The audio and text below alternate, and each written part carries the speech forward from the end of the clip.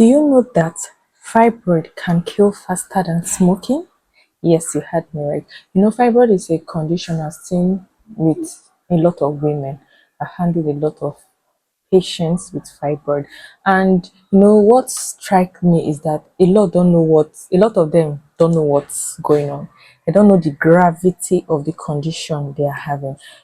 They think it's a child's play. They go on Google searching for home remedies themselves. They just leave themselves hoping it will shrink and all that. And it ends up causing severe problems for them.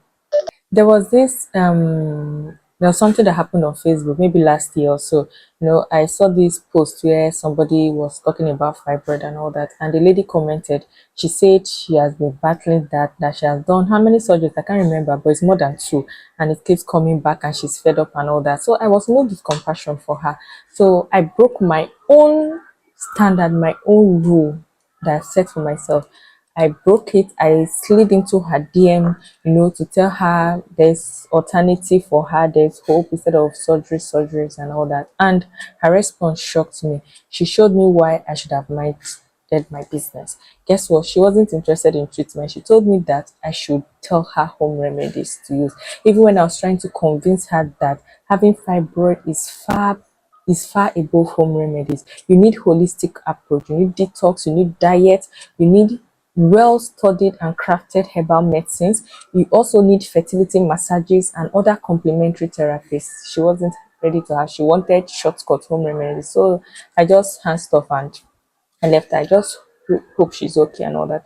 So this is how a lot of Nigerian women joke with their lives. They don't know the gravity. They don't know what fibroid can cause. So the aim of this video is not to put fear in you, but just to let you know, so that once you know or you've been diagnosed with fibroid, you see the urgency to start treatment immediately.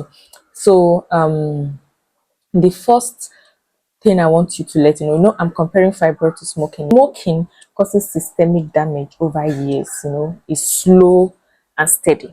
But fibroid is instant, and in some cases, it also causes structural damages. For instance, do you know fibroid, if you don't start treatment early and you leave it to start growing, fibroid can cause organ damage. Yes, it can compress your organs, and in doing so, especially the kidneys, organs like the kidneys get affected. Fibroid will damage your kidneys by compressing the ureters, leading to blockage, and the kidneys in turn will get damaged. Also, fibroid can block your bowels. Yes, this is why a lot of women with fibroid battle with chronic and painful constipation. Then it can put you at risk of severe anemia. Fibroid drains blood.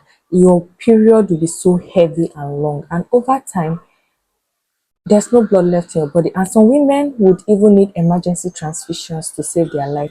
Then also, lastly, fibroid is a non-cancerous growth, we all know that, but there is still a high risk of fibroid turning cancerous, and in some cases it can even turn to a very rare and aggressive cancer. So this is why you shouldn't joke with your life by depending on home remedies and all that. And to be honest, surgery is not the solution. The fibroid is a symptom, that tumor is a symptom. So when you go and you get out that tumor, yes, just handling the symptom, you've not fixed the root cause, it will keep coming back.